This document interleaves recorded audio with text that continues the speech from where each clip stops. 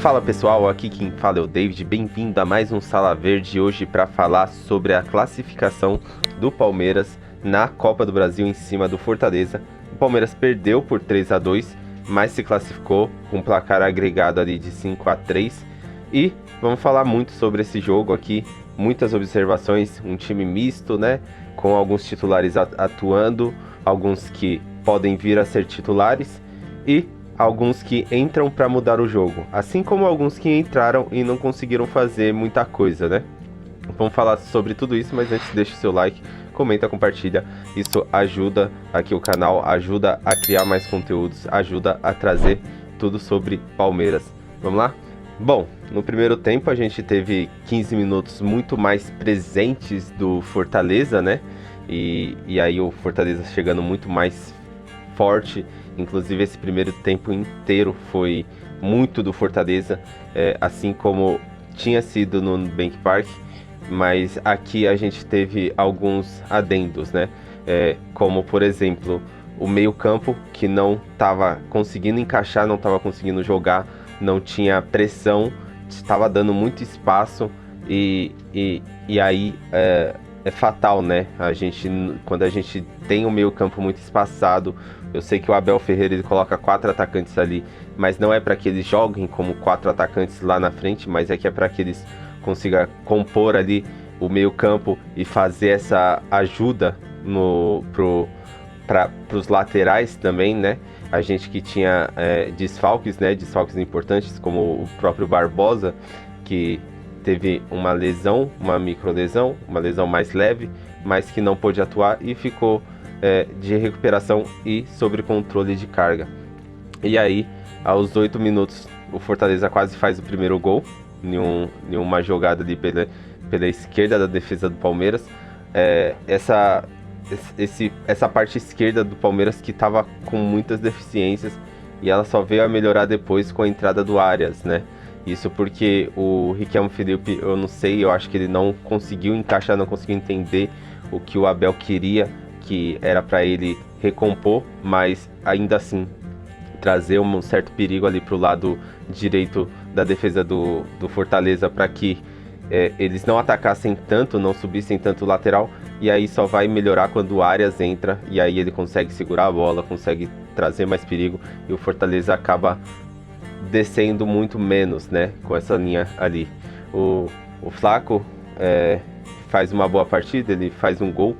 Inclusive, ele é um dos que consegue fazer uma pressão ali no meio campo no primeiro tempo e consegue roubar algumas bolas para sair o contra-ataque, né? Que inclusive o Flaco ele só consegue fazer isso lá aos 16 minutos, quando ele desce, sai um pouco do ataque e desce para o meio campo para fazer essa pressão marcação ali, né? O Felipe Anderson, que entrou muito bem nesse jogo, ele acaba por fazer alguns lances muito interessantes. Inclusive no primeiro tempo ele faz um lance muito bom, só que ele acaba ali pelos 20 minutos mais ou menos do primeiro tempo, ele acaba tocando a bola um pouco atrasada, e aí essa bola, eu acho que é pro Arthur que ele toca, mas aí essa bola chega, ou é pro Riquelme Felipe, agora não estou lembrado, mas essa bola chega pro Vitor Roque muito atrasada, né? O Vitor Roque ele acaba pegando essa bola mais na lateral do gol.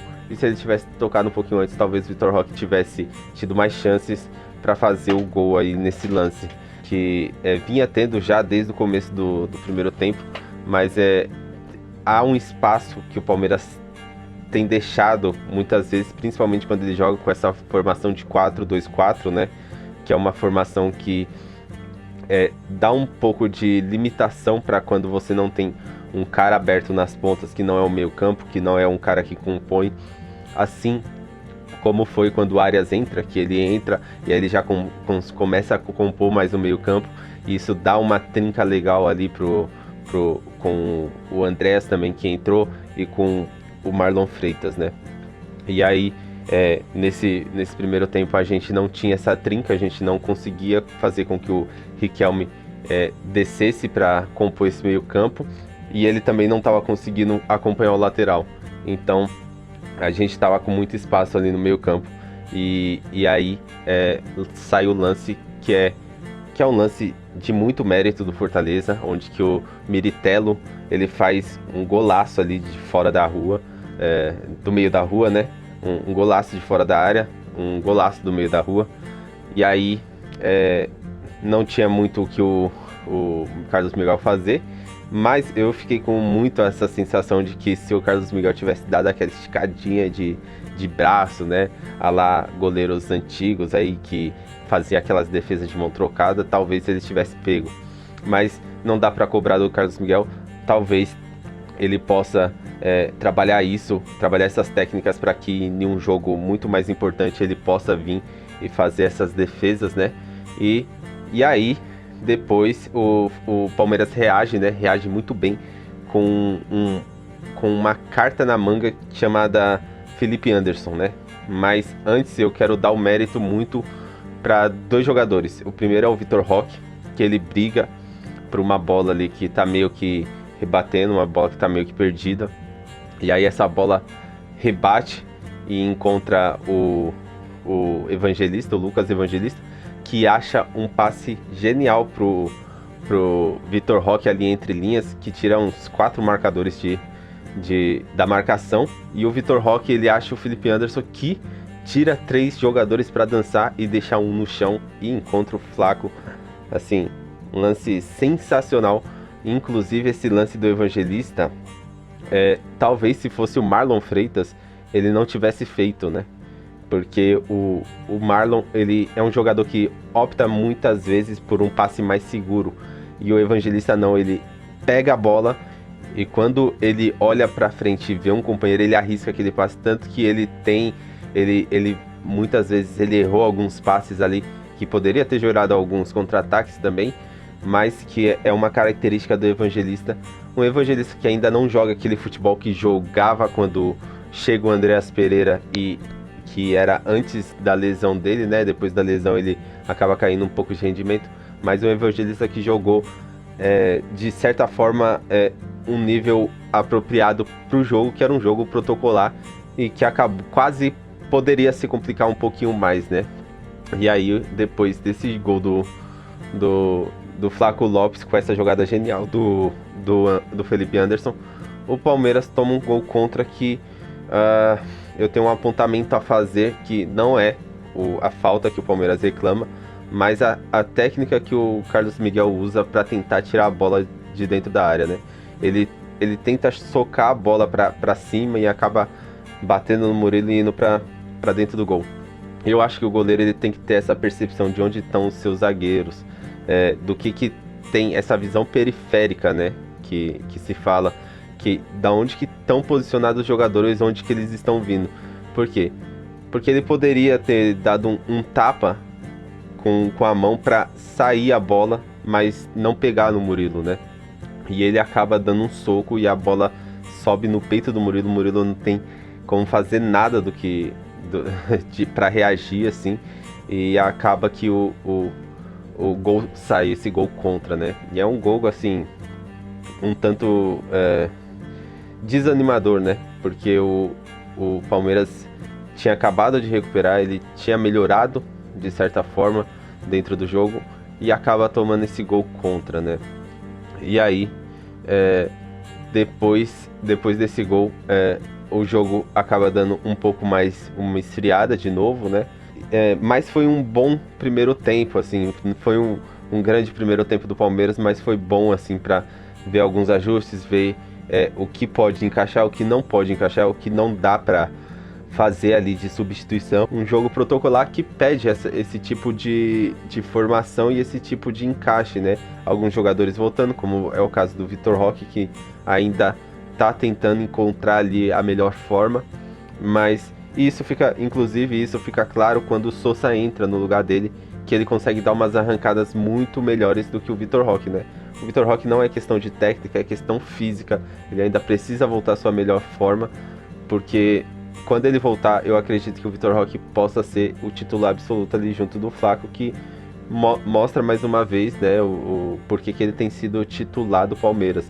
Ele, além do gol, ele faz ele tem muitas participações muito boas dentro do jogo ali, dentro dos 90 minutos. Ele é um dos jogadores que joga mais tempo dentro do jogo. Então, eu acho que tem alguns pontos positivos para tirar, apesar da derrota. E o Riquelme Felipe, eu acho que foi o grande ponto negativo, né? Ele não conseguiu atacar, ele não conseguiu defender, ele não conseguiu compor, ele fica apagado o jogo inteiro. E é um garoto que toda a torcida tem muita esperança nele, mas é um jogo que é pro Riquelme assim esquecer, porque ele literalmente não atrapalhou, mas também não ajudou, né? E aí, quando entra Sousa, Arias e Andrés, o Palmeiras melhora novamente, e melhora muito, assim, porque o time começa a jogar mais com a bola, né? E aí se vê, se tem essa percepção de que esse time é o time que aliás, esses jogadores são os jogadores que são os ideais para estarem em campo, né? E aí o time, depois dessa melhora, consegue um escanteio onde que o Murilo empata o jogo, né? E aí depois disso o jogo fica mais cadenciado, o Palmeiras tentando segurar mais a bola no pé, tentando achar alguns lances, até consegue achar um lance ali com o Arthur, com uma boa dupla do Sousa com Arias, onde que o Arthur finaliza muito bem, mas passa perto ali, passa raspando. Só que quem toma o gol é o Palmeiras num momento de desatenção ali, né? Ele acaba sofrendo um ataque, sofre o escanteio, e aí no momento onde que parece que o Palmeiras deu uma relaxada, que estava ali já no final do jogo, aí o Palmeiras sofre o gol, mas não afetou no placar agregado final e a classificação do Palmeiras, né? O Palmeiras que foi para fazer um jogo protocolar, quase se complicou, mas conseguiu o resultado positivo. Bom, além disso, tivemos algumas reclamações de arbitragem, falta no começo do lance do segundo gol do Fortaleza, impedimento no lance do gol do Flaco, uma pedida de impedimento no lance do gol do Flaco, mas não temos o semiautomático, temos que continuar com a linha do VAR, né, nessa Copa do Brasil. Bom, galera, é isso. Vou ficando por aqui.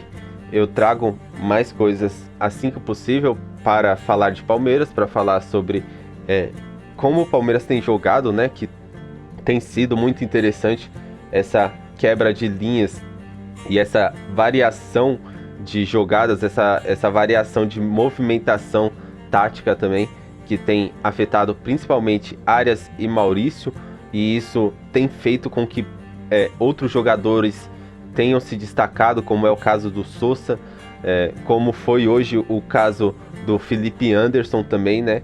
E aí a gente vê que o Abel ele consegue renovar o time a cada ciclo, né? A cada intertemporada e a cada temporada.